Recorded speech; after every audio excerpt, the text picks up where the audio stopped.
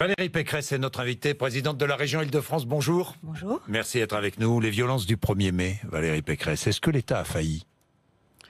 On voit clairement qu'il y a eu deux failles dans l'organisation de ces manifestations. D'abord, des failles d'anticipation. On pouvait se douter que des casseurs, une fois de plus, infiltreraient la manifestation. Et puis un défaut peut-être de réactivité dans l'organisation de la riposte à ces Black Blocs.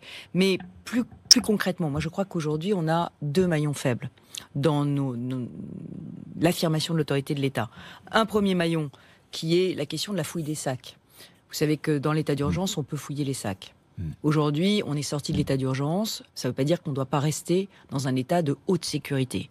Et je crois qu'en risque terroriste, ne pas fouiller les sacs de manifestants qui vont manifester pour une manifestation aussi importante que le 1er mai, c'est très dangereux. Imaginez si ça n'avait pas été des casseurs, mais des terroristes qui avaient infiltré cette manifestation. Donc je pense qu'il faut mieux transcrire un certain nombre de mesures de l'état d'urgence dans notre droit positif. Et le deuxième maillon faible, c'est la sanction.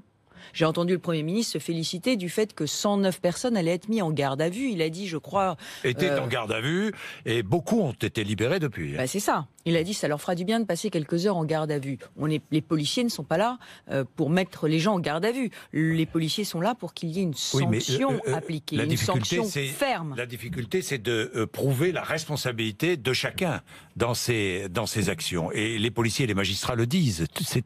Oui. Alors, il faut évidemment qu'on travaille. Il faut qu'on travaille sur de la vidéoprotection. Il faut qu'on travaille sur des caméras embarquées par les policiers de façon à pouvoir prouver qui était derrière les casses, mais une fois qu'on a chopé... Qui est sous la cagoule et qui est sous ces tenues noires. C'est vrai, mais une fois qu'on chope la personne, parce qu'on les prend en flagrant délit quand même, un certain nombre d'entre eux, le sujet c'est quelles sanctions efficaces. Et je crois qu'il faut envisager des sanctions du même type que celles pour les violences dans les stades. Vous avez vu que la violence dans les stades a beaucoup baissé. Elle a beaucoup baissé parce qu'on a interdit de stade les hooligans violents, les supporters violents. Et bien de la même façon, les casseurs violents dans les manifs doivent être interdits de manifs et on doit pouvoir les repérer parce qu'avant de mettre leur cagoule, ils se baladent à visage découvert. Donc on peut faire un fichier des casseurs, on peut les repérer et on peut les interdire de manifestation. Il faut des sanctions efficaces. Le vrai problème aujourd'hui de la politique... Le ministre de l'Intérieur a failli ?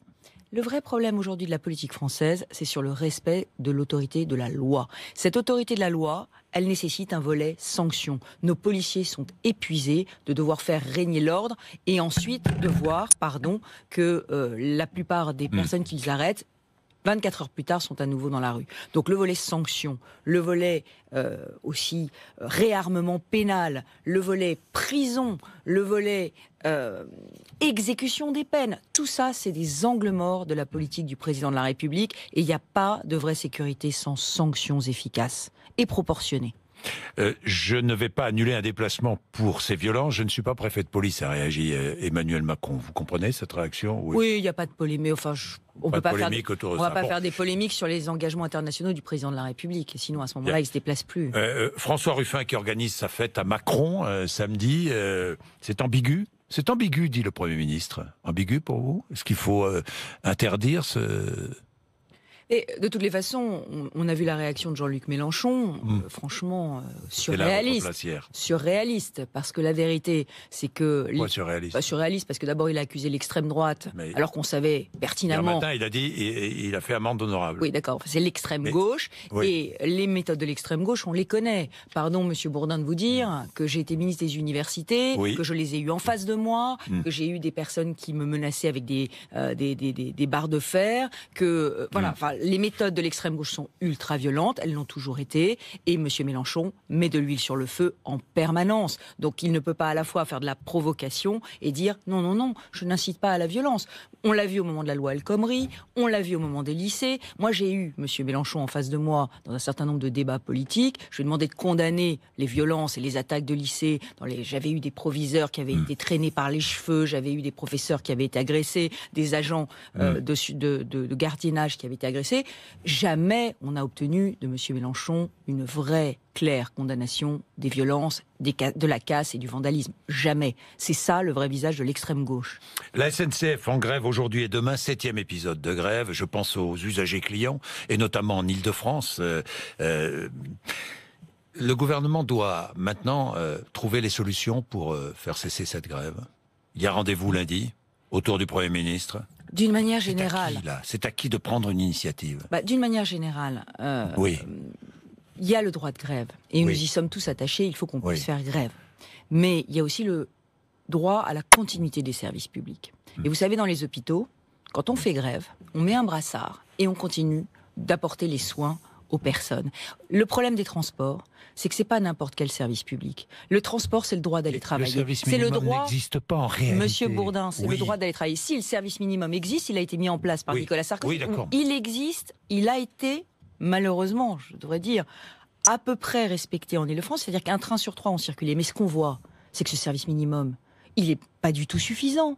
Un train sur 3, c'est une galère sans nom. La loi est insuffisante. Bien évidemment. Et je crois qu'aujourd'hui, il serait temps qu'on pose, puisque nous allons réformer les institutions, il serait temps qu'on pose la question de cette continuité du service public et du droit des Français à aller travailler. Alors justement, je demande 100% de service aux heures de pointe, parce que je réclame le droit... Par la loi, un service garanti, qui serait pas seulement un train sur 3, mais qui serait 100% aux heures de pointe. On pourra faire grève après 9h, on pourra faire grève avant 16h, mais entre 7h et 9h, 16h et 18h, les Français ont le droit d'aller travailler, parce qu'ils peuvent perdre leur salaire, parce qu'ils peuvent perdre leurs emplois, parce que des jeunes peuvent rater des examens, parce que tout ça est une galère sans nom, et que le service public... Sinon, à ce moment-là, qu'on arrête de nous expliquer que la SNCF, la RATP, les grandes entreprises de transport sont des services publics, qu'on dise que c'est des services privés, qu'on les ouvre à la concurrence, et à ce moment-là... Mais même, vous savez, le jour où on ouvrira à la concurrence les services de transport, je suis sûr qu'on mettra aux entreprises privées des obligations de service, peut-être même plus fortes que celles qu'on met aujourd'hui à nos monopoles de services. Vous soutenez d'ailleurs cette réforme de la SNCF, Valérie Pécresse? Oui, je la soutiens, et je voudrais expliquer pourquoi. Oui. Je la soutiens parce que c'est elle qui sauvera la SNCF. Et je le dis aux cheminots, pour rendre la SNCF forte face à la concurrence, il faut faire des gains de productivité. C'est un gros mot, gain de productivité. Ça veut dire quoi? Ça veut dire que la SNCF ne peut pas être un tiers plus cher que ses concurrents. Parce que si la SNCF continue d'être un tiers plus cher que ses concurrents, le jour où il y aura une ouverture à la concurrence, et cette ouverture à la concurrence, elle viendra. Parce que les voyageurs vont demander que le transport soit moins cher, parce que les régions vont demander que les transports soient moins chers, parce que les petites lignes, celles qui desservent des villes de province et dans lesquelles il n'y a que quelques milliers de passagers par jour, il faut savoir qu'en Ile-de-France, on est à des millions de passagers sur certaines lignes. Donc, il y a des petites lignes, qu'on appelle petites lignes, avec des milliers de passagers. Ces petites lignes, pour qu'elles continuent de fonctionner, il faut aussi qu'on puisse les opérer à des prix qui sont pas exorbitants. Sinon, évidemment, on ira prendre le quart. Vous voyez, donc on sauvera la SNCF si on l'aide à faire des gains de productivité. Vous aurez du temps, vous, en région Île-de-France, on le sait, pour désigner l'entreprise qui exploitera les lignes. Vous aurez plus de temps que les autres régions. En Île-de-France, l'ouverture à la concurrence se fera plus tard pour une seule et bonne raison. C'est que tout le réseau est dans un état de vétusté inimaginable. Ça fait 30 ans que droite et gauche ont laissé... parce que le problème de la SNCF, c'est que les régions sont clients. Nous sommes clients de la SNCF, mais l'actionnaire, c'est l'État. Et quand l'État dit, on privilégie le TGV, on privilégie le TGV. On privilégie les grandes lignes. On privilégie pas les lignes du quotidien. Et nous avons un réseau dans lequel il faut rester assis, mettre 1 milliard d'euros par an de rénovation pendant 10 ans pour récupérer un réseau qui fonctionne. Et en même temps, il faut investir des milliards d'euros dans le matériel roulant neuf, parce que les trains sont aussi vétustes, c'est ce que fait la région, et dans des nouvelles lignes, le Grand Paris Express, les lignes de tramway, les lignes de bus, parce qu'il y a une demande de plus en plus grande de transport en commun, et parce que c'est ça qui réduira la pollution en Île-de-France. La suppression de l'exit tax, décision d'Emmanuel Macron, vous trouvez que c'est une bonne idée? Alors l'exit tax, il se trouve qu'elle a été mise en place quand j'étais ministre du budget. Mais oui, c'est pour ça que je vous en parle. Elle a été mise en place pour quoi faire? Elle a été mise en place pour éviter que, au moment de vendre une maison, une entreprise, un bien qui vaut beaucoup d'argent, les Français s'expatrient de l'autre côté de la frontière, dans un de nos pays voisins, pour ne pas payer de taxes sur les plus-values. C'est fait pour ça. C'est fait pour éviter l'évasion fiscale. Ça rapporte peu parce que ça existe. C'est-à-dire qu'en fait, c'est une taxe qui permet d'éviter que, pour des raisons purement fiscales, on se déplace de l'autre côté de la frontière et qu'on vende son entreprise avec des taxes bien inférieures. Donc, d'échapper à l'impôt. Moi, je ne crois pas qu'il faille supprimer cette exit tax. Pourquoi ? Mais parce que regardez ce que font les Américains. Les Américains, qui sont soi-disant un pays très libéral, donc qui devrait être le modèle de M. Macron, en tout cas sur cette question. Les Américains, où qu'ils soient dans le monde, eh ben, ils sont taxés selon la loi américaine. Et ça permet de dire qu'on ne peut pas faire d'évasion fiscale quand on est un citoyen américain. Et je le dis, c'est très important parce que nous, on a l'école gratuite. On a des services publics gratuits. Donc la plupart des grands entrepreneurs français, ils ont bénéficié de cette école gratuite. Ils ont bénéficié de notre université quasi gratuite, de grandes écoles qui sont parfois aussi gratuites. Les meilleures grandes écoles payent. Le Polytechnique, Normal Sup, payent leurs élèves. Donc ils ont bénéficié d'un système de services publics français. Eh bien, c'est normal qu'ils payent leurs impôts. On ne chasse pas suffisamment l'évasion fiscale ou la fraude fiscale en France. Dernier chiffre, dernière enquête, les Français les plus riches détiennent 300 milliards d'euros dans des paradis fiscaux. 15% du PIB. Nous sommes les champions du monde. Mais les champions du monde. C'est pour ça que cette exit tax est supprimer l'exit tax serait... C'est 70 millions d'euros par rapport à 300 milliards. Potentiellement, c'est 800 millions d'euros, Monsieur Bourdin. Oui. C'est 800 millions d'euros si les entreprises étaient vendues par les non-résidents selon les régimes de taxes des autres pays. Donc il faut la garder. Il faut d'autant plus la garder que le bilan de Monsieur Macron, du président de la République, est clairement aujourd'hui, il est clairement aujourd'hui déséquilibré. C'est-à-dire qu'aujourd'hui, les efforts qui sont demandés pèsent essentiellement sur les classes moyennes. C'est le président des super riches. En tout cas, l'exit tax, elle ne frappe pas les classes moyennes. Non. Ça, c'est certain. Donc, il y a un certain nombre de signaux qui ont été envoyés, qui sont des mauvais signaux. Il est plus libéral que vous, Emmanuel Macron, si je comprends bien. Mais vous savez, il y a une question de justice. Oui. Nous défendons, la droite défend la valeur travail. Et le sujet aujourd'hui, c'est que le travail doit payer davantage. Et moi, je pense qu'il faudrait que la politique se réoriente vers le soutien aux travailleurs pauvres, vers le soutien au pouvoir d'achat, vers la feuille de paye, et qu'il faut baisser les charges. Donc toutes les réformes du gouvernement, je les orienterai vers justement les économies à faire sur l'assurance chômage, sur l'assurance maladie, sur l'assurance retraite, de façon à ce qu'on puisse aujourd'hui baisser ses charges et avoir plus de salaire net à la fin. Le sujet du salaire net est crucial. Pouvoir d'achat. Du pouvoir d'achat, mais du salaire net. Le travail doit payer davantage. Et aujourd'hui, on le voit bien, notamment dans une région comme l'Île-de-France, où on a du mal à trouver des personnes qui acceptent de prendre des emplois pénibles parce qu'on ne peut pas vivre en Île-de-France quand on gagne que le SMIC, ou alors il faut aller habiter à des heures et des heures de son travail, et c'est une vie qui est très dure. Valérie Pécresse, Laurent Wauquiez veut organiser un référendum sur l'immigration. Est-ce que vous connaissez la question ? Non, mais parce que moi je n'ai pas la question, mais vous l'avez peut-être. Écoutez, je crois que c'est une bonne idée ? Franchement. Moi, je crois plus aux solutions qu'aux questions. Donc, vous n'êtes pas favorable à l'organisation de ce référendum ? De toute façon, si la question, c'est pour ou contre le chômage, pour ou contre la paix dans le monde, ou pour ou contre l'immigration, je pense qu'on sait quelle est la réponse. Le sujet aujourd'hui, donc, vous n'êtes pas favorable à un tel référendum ? Moi, je suis favorable à une droite de la crédibilité qui propose des solutions. Ce n'est pas la crédibilité. La crédibilité, c'est proposer des solutions. Les solutions, aujourd'hui... Ce n'est pas proposer un référendum, mais dites clairement les choses, que vous en pensez. C'est une bonne idée ou une mauvaise idée ? Franchement. À quoi ça va servir ? Voilà. Donc le sujet, moi le référendum, la question de l'immigration est une question qui va être une question qui va mettre au défi la République française pendant les années qui viennent. Je me suis rendu hier... avant-hier. 18e, 19e avant-hier. Arrondissement de Paris. Avant-hier, sur le nouveau camp sauvage de migrants qui s'est installé à la Villette. Et aujourd'hui, on voit bien que la situation est intenable. C'est un désastre humanitaire et sanitaire. Pour les riverains, c'est insécurité, insalubrité. Et surtout, on ne voit pas l'issue. Donc, il faut une solution durable et il faut que l'État exerce pleinement ses compétences. Moi, je propose que tous les demandeurs d'asile soient placés dans des centres dédiés. Pourquoi dédiés ? Parce que si on les héberge comme aujourd'hui dans des hôtels partout sur le territoire, on ne les retrouvera jamais le jour où ils seront déboutés. Et moi, je crois qu'il faut qu'on arrive à faire respecter la loi. Je crois que les discours virils de M. Collomb doivent se traduire dans des actes tout aussi puissants. Et aujourd'hui, ce qui manque, c'est les actes. Il faut que quand on est débouté du droit d'asile, on soit raccompagné dans son pays. Et ça suppose des centres d'hébergement, ça suppose aussi des reconduites à la frontière. On doit marcher sur 2 pieds. Est-ce que vous êtes Humanité, fermeté. Humanité, fermeté. Et puis surtout, c'est un peu ce que dit le ministre de l'Intérieur, hein, humanité, fermeté. Ah ça, pour le dire, oui. Vous reprenez les mêmes mots. Le dire, oui, mais le faire. Moi, j'aimerais que tous les mois, ils publient la liste des reconduites. Nous avons aujourd'hui, dans les centres d'hébergement d'urgence de ma région, l'Île-de-France, qui est l'une des premières régions d'accueil, nous avons aujourd'hui des dizaines de milliers de déboutés du droit d'asile.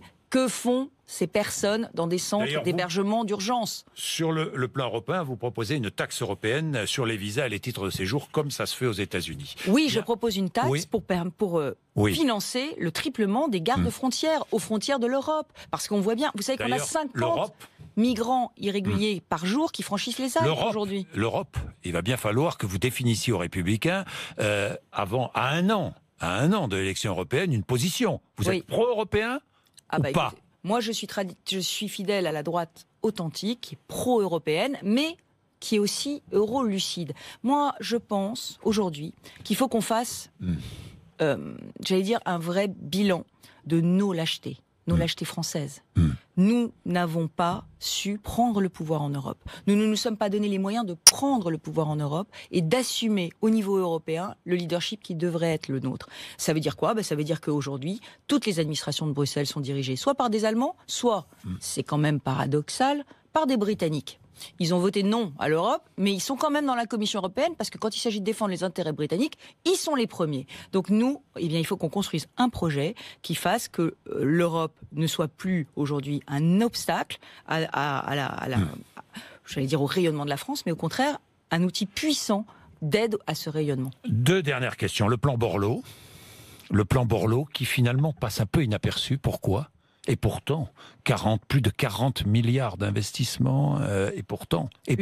Je partage le diagnostic de Jean-Louis Borloo, on en a beaucoup parlé ensemble. Il y a aujourd'hui un vrai défi qui est posé à la République dans ces quartiers. Les quartiers dont il parle, ces quartiers ghettos, sont des quartiers dans lesquels qu'on a laissé à la délinquance, qu'on a laissé au communautarisme et qu'on a laissé aujourd'hui, encore plus tragiquement, à l'intégrisme et à la radicalisation religieuse.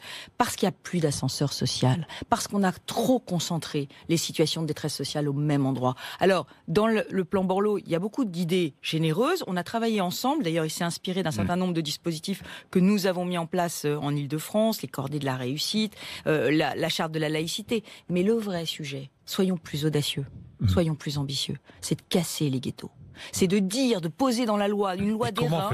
Comment faites-vous On pose une loi d'airain, pas plus de 30% de logements très sociaux dans un quartier. Pas plus de 30%. C'est le maximum.